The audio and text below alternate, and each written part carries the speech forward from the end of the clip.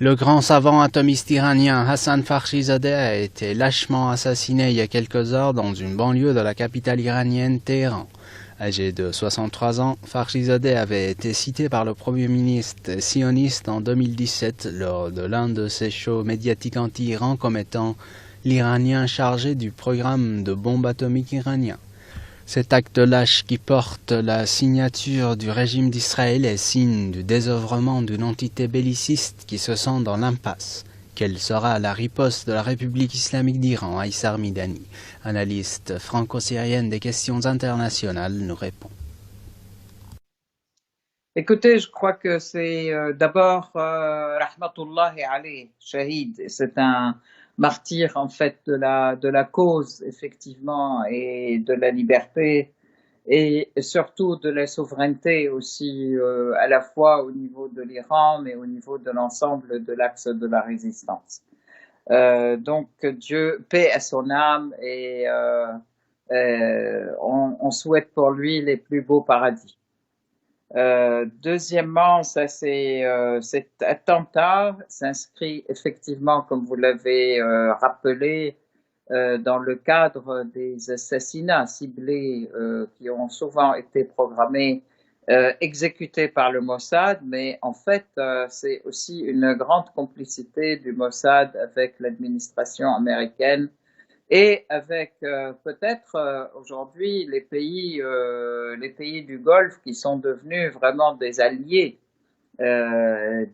d'Israël. En fait, les Émirats arabes unis et puis Bahreïn, on a vu rapidement on a vu qu'il y avait une coopération et une collaboration rapide imposée par les Américains et par Pompeo. Je voudrais aussi dire, est-ce que ça ne s'inscrit pas dans le cadre aussi des attentats qui ont été commis par les États-Unis à l'ordre de Trump, où de toute façon il y a une collaboration systématique entre Israël et les États-Unis. L'assassinat de Qasem Soleimani, du général Qasem Soleimani, rahimahullah, et puis du général Abu Mahdi al-Mohandes récemment, enfin, il y a juste un an, ou presque, et fait partie de ces assassinats qui sont programmés par le Mossad et la CIA et les États-Unis, et surtout l'administration Trump. On a vu que récemment, donc, il y a une course-poursuite, je dirais, entre Pompeo et Trump qui essayent d'appliquer rapidement d'impliquer rapidement déjà les pays comme l'Arabie saoudite, les Émirats arabes unis et Bahreïn pour une collaboration totale avec Israël. Et c'est pas une normalisation des rapports, mais je dirais c'est une collaboration sur le plan des plans, sur le plan des renseignements, sur le plan de l'ensemble même aussi des assassinats, en fait, au niveau de la région par rapport à l'axe de la résistance. Je pense qu'il y a eu, rappelons quand même avant-hier, il y a eu une rencontre entre Mohammed Ben Salman et Netanyahou sous l'égide de Pompeo. Et avec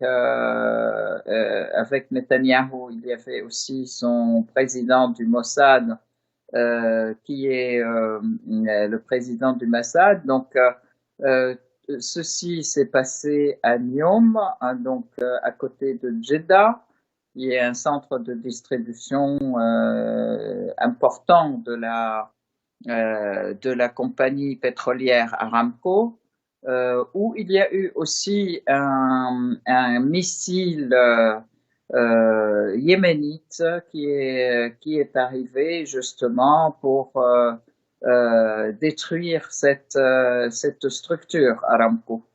La symbolique de cet acte était une violente, je dirais, protestation des Yéménites contre la guerre d'agression systématique qui a été faite depuis 2015 sur le peuple du Yémen.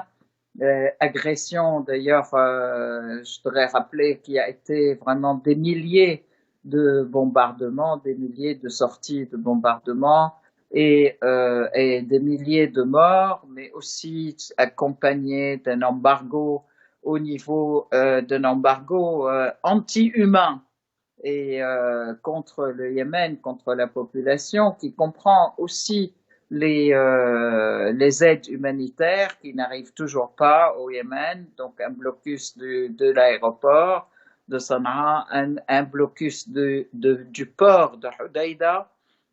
Mais je voudrais aussi rappeler que l'île de Socotra a été mise par les Saoudiens sous je dirais sous la disposition ou à disposition des Israéliens, puisque les Israéliens y ont déployé des centres de renseignement aussi. Donc on voit que la situation du côté de l'Arabie saoudite, de Bahreïn, des Émirats arabes unis, il devient complètement une base d'agression contre les Yéménites et l'Iran, et puis aussi tous les pays de l'axe de la résistance, donc contre l'Irak, contre la Syrie, contre le Liban et la Palestine.